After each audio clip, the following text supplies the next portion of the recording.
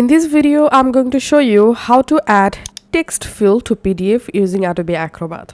First of all, open your PDF document with Acrobat, then go to Tools section. Under All Tools, you have to click on Prepare Form.